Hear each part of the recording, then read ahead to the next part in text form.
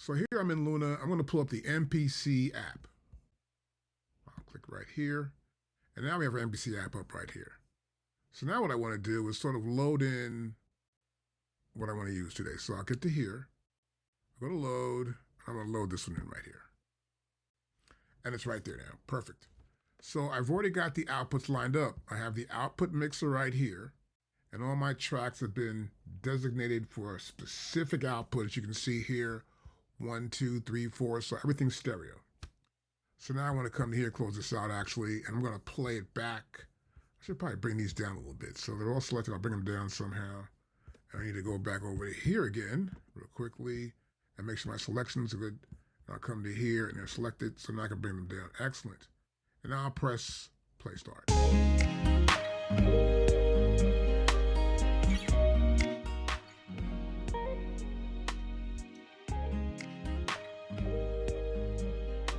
All right, cool. So now I'm going to play them right now. They're all selected and come to here.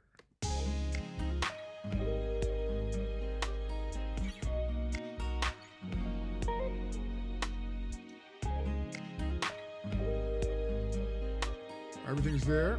Okay, good. So now in order to bring these files into the system, I will normally go to here and I'll select them right here. I go to File. I'm going to go to Export File. I want my selected files, these selected. So all these selected MPCs right here, the yellow or orange, look more like a yellowy orange right there. And those are all those files selected and they will become stems. My stem will be wave, sample rate will be 48, 32-bit float, and I press here to export them out real quickly, right? And so I just press here and play those files back. I go like this, starts to play them back here. Let me cancel that out. So we cancel that out, and I'm going to go back into here, and they're already done. So to cut down all this time here, I want to get back into my MPC, and I'm going to come to here. You can actually come to here and just delete those things. Delete this one, delete. So the first thing I want to do is look at this guitar right here, and that's GTR chords, right? So I want to get here with these chords, and I'd like to check them out. And I have some effects I want to put on them. So let's hear this back from the top.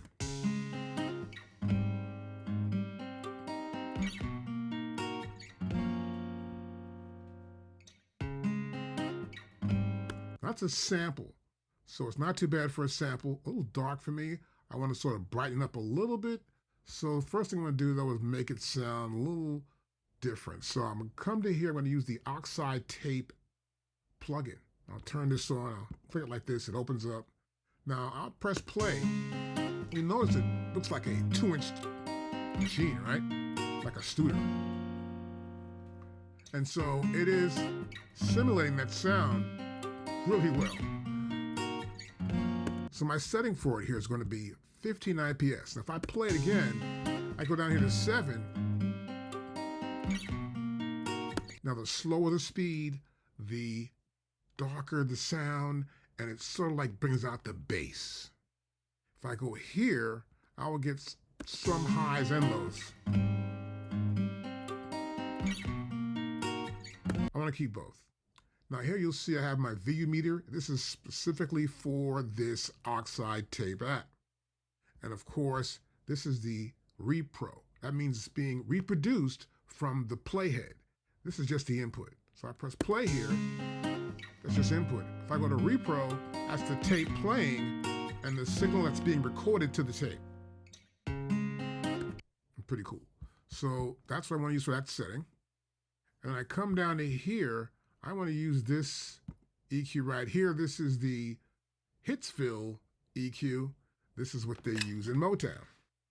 And so we're going to use these settings here.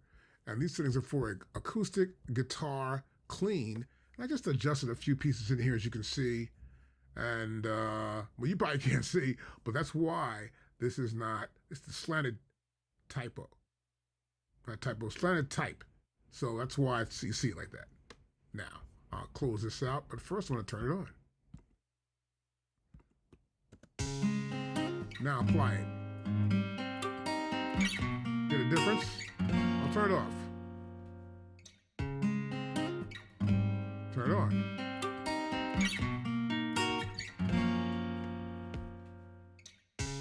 Sounds good. We get a much cleaner sound. It sounds like it's bumping. I love that. So next what I want to do is I want to make sure I turn this other one down. I want to go over here and I'm going to use the PULTEC. I got a PULTEC right here. When I'm going to do the PULTEC, I want to make sure the PULTEC actually brings in this bottom end these things. So I'm going to come here and hit this here. Add a little bit of bottom here for the presence. Not much. Put it in, but you can hear it. Got a crash cymbal, which I'll turn down right here. Perfect. Then I have the PULTEC MEQ5. This is my mid-range. I'll turn this on. Getting an accent more of the mid-range there, and it's sounding better and better each time. Now next I have here, this is a Fairchild compressor, but it has this really warm sound to it. It's tube. Everything here I'm using is tube. And so they've been working on this idea of making the classic equipment we would normally use in the studio, the tube stuff, sound just like tube, but it's in a digital format. Now let's turn this on. Listen to this.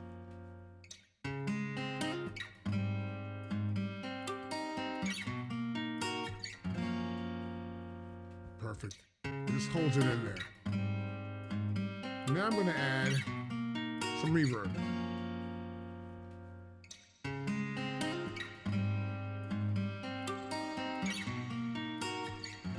And a chorus.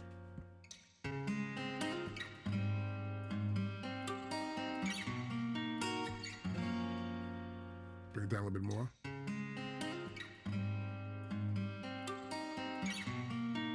Bring it up. That sounds great for me. The reverb's kind of cool too. Let me bring it down a hair right there like that. So now I want to work on pretty much the beat. So I've already done that already for us rather than going through all the particulars. I'm just going to talk about the beat. Here's my kick drum right here. And I'll come to here. I'm using an SSL channel strip on a kick drum. And so let's bring this in here and let's hear this thing.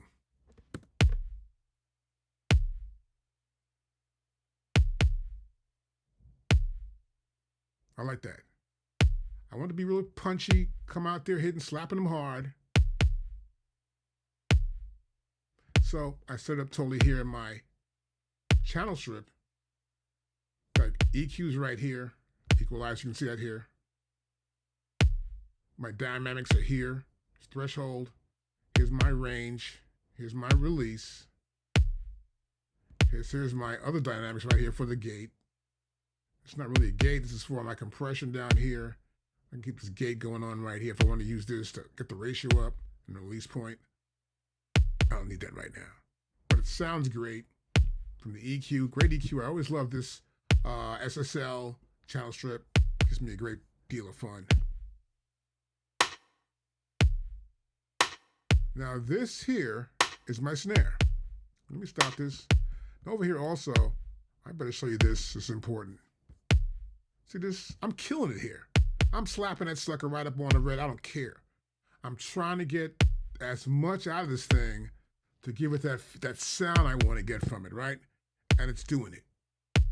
So I'm not really bringing it down. And the reason why that is, if I get up to here, you see it's not really that loud. This is actually the signal we already have. I just use this oxide to pound it onto the tape like. I would normally do that in a recording studio. If I had the tape machine, I would get to this one particular track and I go in and turn it up to get that bass, the drum to be like banging on it. Okay, great. Enough of that. Now I have my snare drum here. This is my default setup for snare drum. Not too much there, right? We'll hear it back though, it's kind of hot.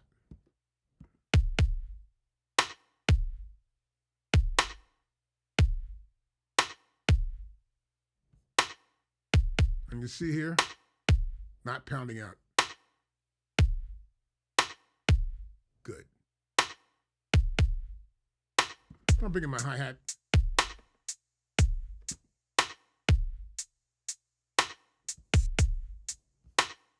I've got some sort of reverb and some chorusing here.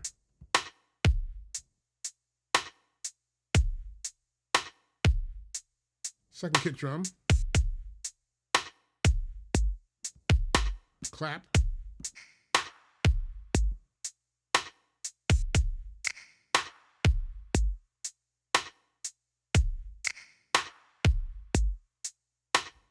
Now, I want to bring in this guitar, so I'm going to pull it down and get it to give it a nice balance in with it.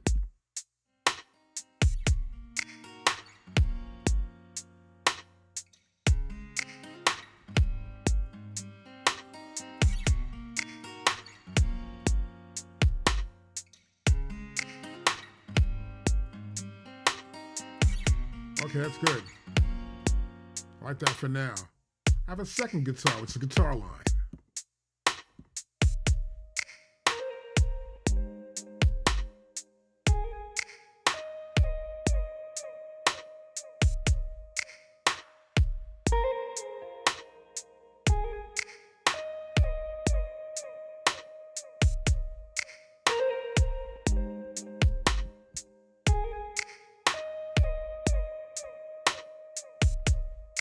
Good.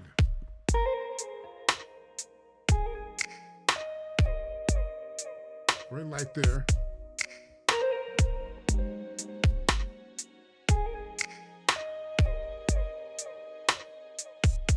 I'll bring my guitar in.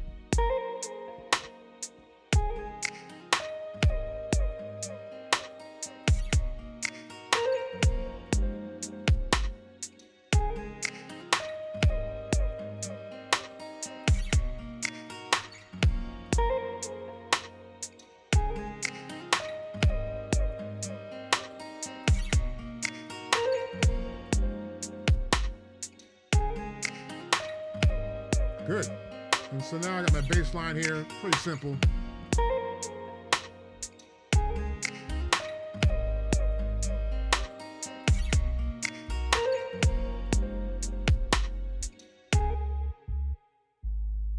Nice and deep.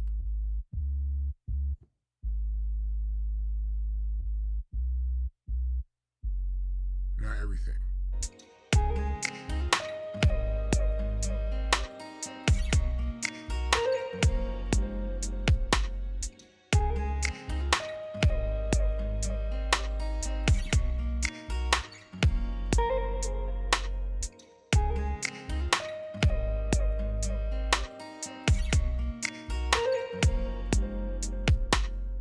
And that's an MPC track into Luna. I use a lot of really cool plugins. The reason why I do use Luna is because it's got these great plugins and they have a real professional sound to them. Any questions, hit me up in the bottom. And of course, you can also subscribe, please.